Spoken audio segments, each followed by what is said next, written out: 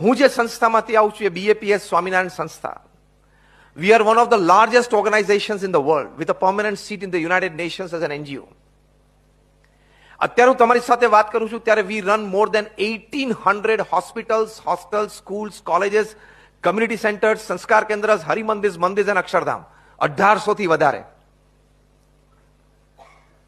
દેશ પરદેશમાં અને બીજા 60, 70, 80 અત્યારે પાઇપલાઇનમાં છે. તમારામાંથી અક્ષરધામ કેટલા ગયા? Just rays your hands. Gandhinagar, Delhi, બધા.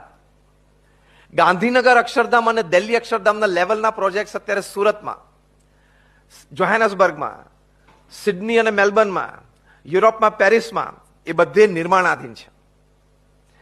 આ 1800માંથી 1300 સંસ્થા પ્રમુખ સ્વામી મહારાજે નિર્માણ કરી. તમે ખાલી કલ્પના કરો કે રો લેન્ડ, I am giving you a good story, એક સરસ વાર્તા કહું છું તમને. કોઈ જમીન મળવી અથવા પ્રાપ્ત થવી, એ જમીન ઉપર શું કરવું છે BAPS ટ્રસ્ટી બોર્ડમાં નક્કી થાય. Hospital, hostel, school, college, whatever, મંદિર, અક્ષરધામ. BAPS NPO છે, નોન પ્રોફિટ ઓર્ગેનાઇઝેશન, એટલે ફંડ્સ ચેરિટી રૂપે સમાજમાંથી રેઝ થાય. એ જમીન લોકલ ગવર્મેન્ટ બોડીઝમાં લીગલી ક્લિયર થાય. આર્કિટેક્ટ પ્લાન ડિઝાઇન કરે એ પણ લોકલ ગવર્મેન્ટ બોડીઝમાં ક્લિયર થાય. ખાત વિધિ થાય, 2, 4, 5 માળની ઇમારત જોઈએ તૈયાર થાય, એનું ઇનોગ્રેશન થાય.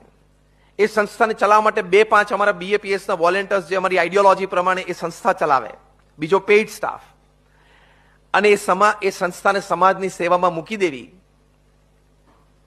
આ રો જમીનથી માંડીને ઇનોગ્રેશન સુધીની સ્ટોરી મેં જે તમને કરીને, એ પ્રમુખ સ્વામી મહારાજે 45 વર્ષ સુધી દર 15મા દિવસે એક સ્ટોરી પૂરી કરી.